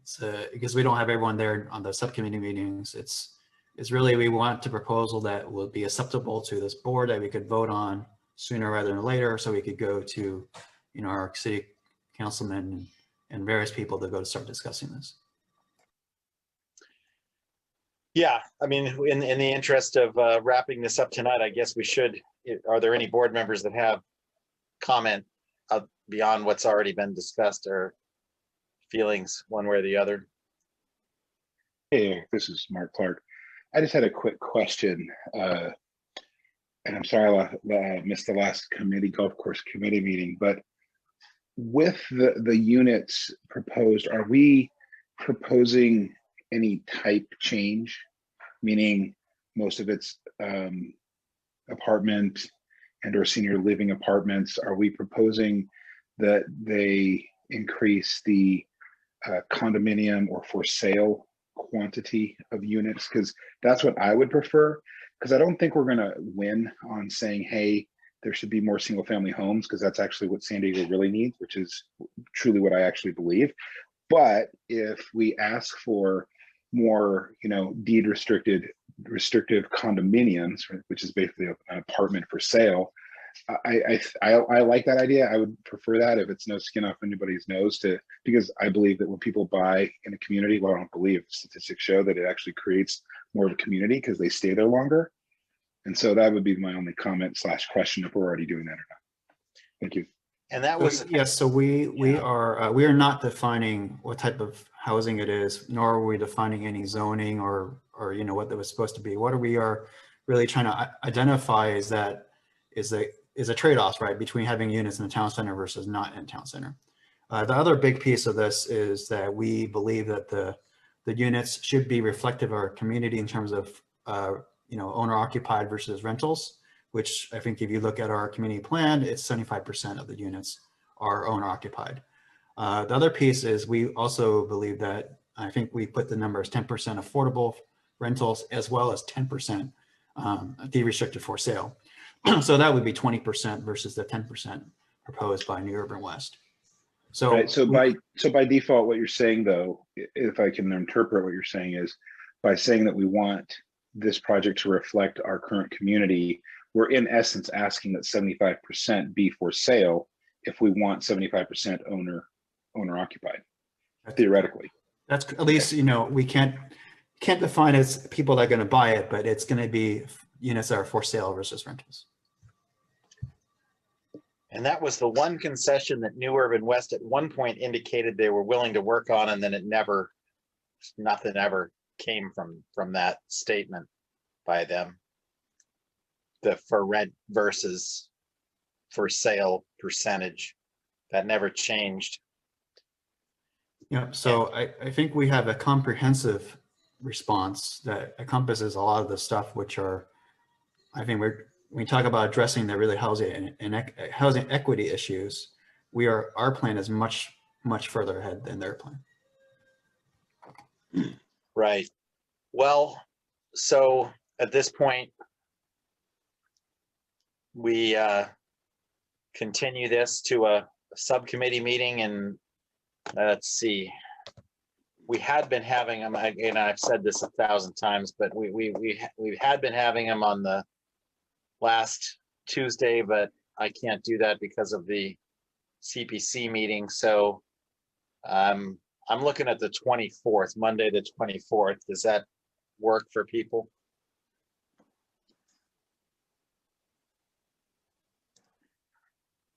Yeah, that works for me.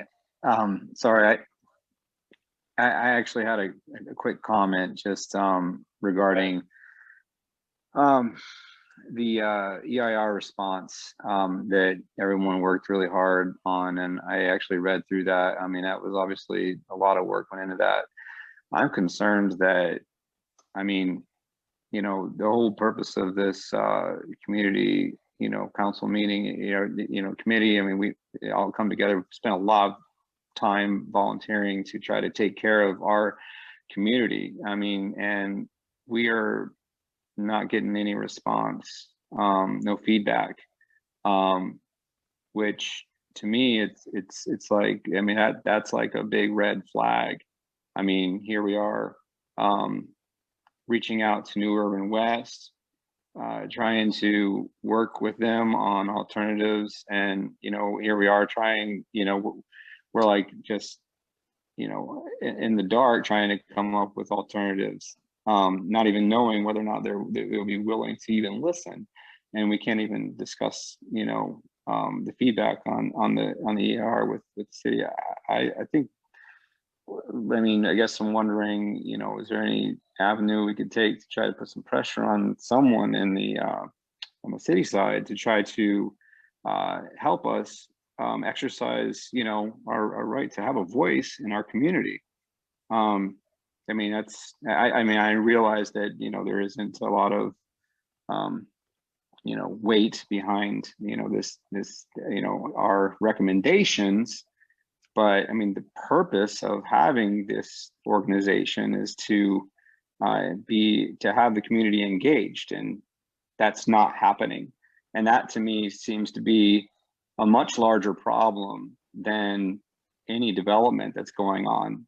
I mean, you know, what does that mean for our future? You know, and what does that mean for other communities' futures? I mean, so I mean, I just want to point that out. Yeah, well, that is the exact refrain of what if you attend the community planners committee meetings on the fourth Tuesday, you'll hear from all of the planning groups, all 41 or 42 of us in San Diego. It's a common refrain. The city isn't listening, the developer isn't listening, what insert X isn't listening or responding. It's a common issue throughout the city, and the role of community planning groups has been seriously diminished and continues to be. And that's one of the things that Troy has talked about this, you know, with his folks, and we've talked about this with Jack and Marnie, and I'm trying to get the mayor's ear on this as well. So yeah, you're pointing out the crux of the issue. Well, Eric, if we get steamrolled, we'll have a new Total Wine to drown our sorrows in. Yep. Sounds that way. So are there any other any more input? We're running up on 8:30 now, and I can schedule a subcommittee meeting on the 24th. I could schedule it sooner if we wanted to, but I think, you know, 24th is probably soon enough, I would imagine, for people. That works for me. Okay. Yeah, it's good for So me. why don't we stop the discussion here and continue it on the 24th at the golf course subcommittee meeting, and then maybe, you know, after that meeting, let's finalize that. You know, we'll work on finalizing that draft and getting it to our city people, you know, primarily the planning commission, city planning department, project manager, Jack and Marnie, and and then, you know, I mean, all the other city council people as well. So if that's acceptable to people, we'll continue this then. And I don't hear. Oh, sorry. Quick question. Is the new